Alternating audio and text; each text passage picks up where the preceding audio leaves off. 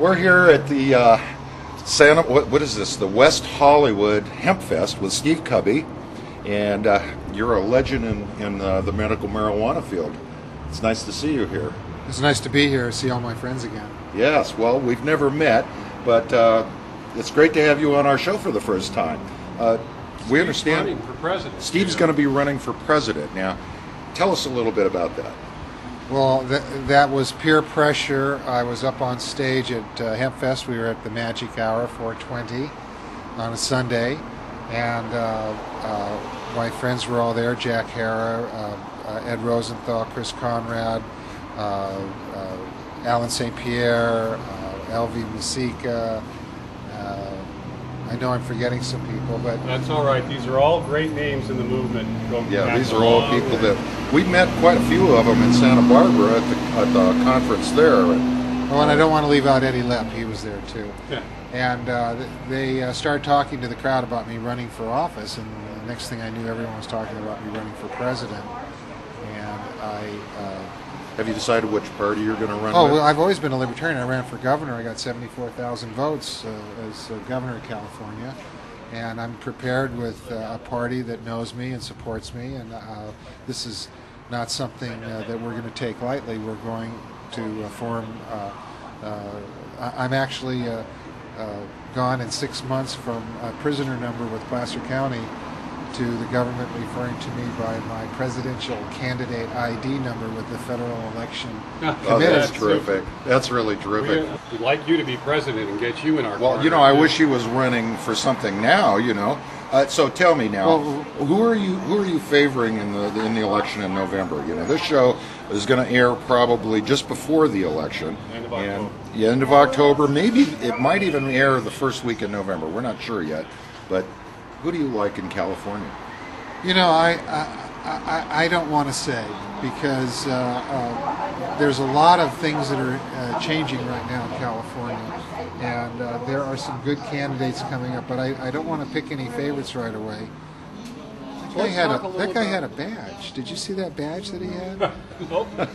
Well, we've been walking around trying I'm to. wondering if you guys aren't DEA just filming us. What we're going to do is we're going to play a game called Spot the DEA Agent, and we want to find out who they are. So if you can find them, we need some kind of a mark or want to something. interview them. We want to That's interview them, right. right? We want to find out why they keep wanting to beat up defenseless people. Patience, yeah. I can already tell you the answer. They don't. They hate it.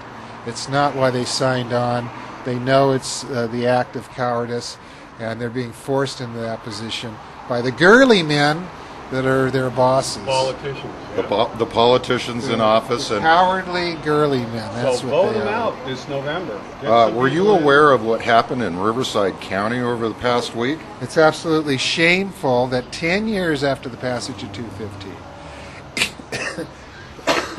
and 3 years after the passage of SB 420, which says that they shall, not should, not might, Or may?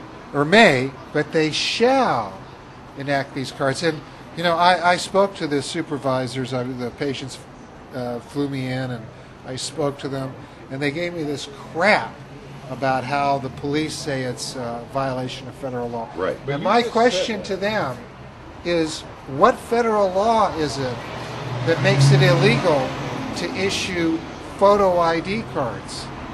Because that's all we're asking them to do. Right. I wrote a book called The Politics of Consciousness, in which I explore how each of the rights guaranteed to us have been usurped, stolen by traitorous people. But, you know, right now we're celebrating 10 years. There's been a tremendous upside. This edible thing, you know, Oh, it's great. It's amazing. There's got ice cream, delicious ice cream. They got sodas. They got candy bars that look like the real thing until you check the ingredients. And the third ingredient's hashish. Jeez. But the bud selection and variability, you know, Strains you can get. you can go and get 50, 100 strains at some of these clubs. That's amazing. And you know, just in L.A. County, there are now over 100 clubs operating. So, you know, we've taken a lot of hits. We've been the victims of some very dirty deeds by police and prosecutors and judges, but we're winning. We're ahead. We have friends everywhere. Dispensaries are opening up faster than the police can dare to dream. We're outgrowing the government. Talk about We're dare. doing it. Dare to open a dispensary. Yeah. Dare to do it. Dare to do it. And we'll help you. We'll tell you. You can go to the American Medical Marijuana Association. You go to Americans for Safe Access. There's plenty of people out there that You can go to us, the MAP organization. They'll tell you the do's and don'ts of setting up a dispensary. SB 420 lays out all the ground rules. So What do you have to say to our viewers about your candidacy? someday I hope all Americans will be able to stand up and say to me as their president, "Inhale to the chief." Hail to the chief. That's wonderful. Thank you very much, Steve. Seriously, I do have a full and complete platform. I drive around in a converted car and burn biodiesel, so none of my money goes to terrorists. And by the way, I would like to see people making an effort to grow victory gardens of cannabis here in the United States. The federal government tells us that money somehow is going to terrorists, so it seems to me that we have a patriotic duty to grow victory gardens here in the United States to make sure that none of our money goes to terrorists abroad. It stays right here to good, hardworking people.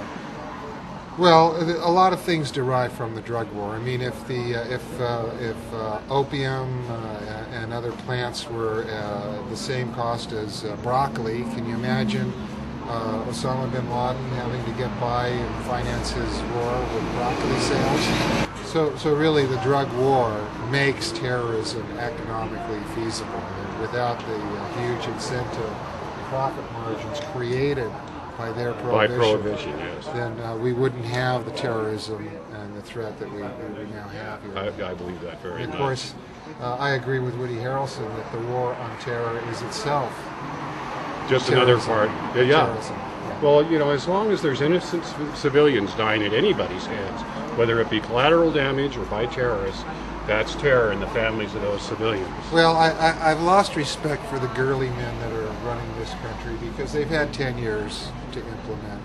And they give us bogus arguments like a violation of federal law. Hell, it's no violation of any federal law to issue a photo ID to a patient to protect them from being harassed, jailed, humiliated, and bankrupted by police that don't like medical marijuana. So these men need to show some cojones and Stand follow up for the law. truth. Follow the law as it was written and passed by the people with Proposition 215. Follow the very specific, direct instructions by SB 420 that they are to set up these programs, they are to protect patients. And stop hiding behind these bogus arguments and claims that it's somehow in conflict with federal law. If it's in conflict with federal law, why haven't you challenged it here in California and gotten the initiative removed? Because you know that you can't do that. It was written by the people, it was passed by the people, and it's beyond your purview to judge whether or not the people of California were wise in passing this law. But they certainly didn't hesitate to pass the law. Juries certainly support us in trial. The only people that seem to have any trouble understanding medical marijuana are people whose careers, whose selfish little careers, depend on them not understanding. Yeah. And they're really short-sighted. Hey, you like this shirt? Yeah, I sure do. I just got it back a couple of years ago. The police had it for 5 years. It was part of the evidence that they used against me in the famous trial that got me an acquittal. But why they would... I want to see this. Is this made out of hemp or This is something? a hemp shirt. This is a hemp shirt, people. Yeah. This is made out of hemp. This is a real thing. And they kept it for how long? 5 years. Was this evidence because it's Yes. illegal to have the shirt? I Can don't you know, believe that? They actually took the shirt off his back. but I got it back. Yeah. And now I get to tell people, hey, I washed all the cop stuff off of it, and it's like my favorite shirt because I can it's see why. It's a beautiful. war. It's I a, love this shirt. Yeah. Hey, maybe we can talk him out of it, Red. Do you think we could, hey, You know, but we got a pretty good shirt right here too, We do. Al. We do. You We can go have to a our good shirt website here. and get this In shirt. fact, I'll trade you one of mine if I. No, I'll just give you one of mine. Yeah. Jack Harrer wanted this shirt. Eddie Lepp wants this shirt. I don't think you're going to talk me out of it. Do you know- darned.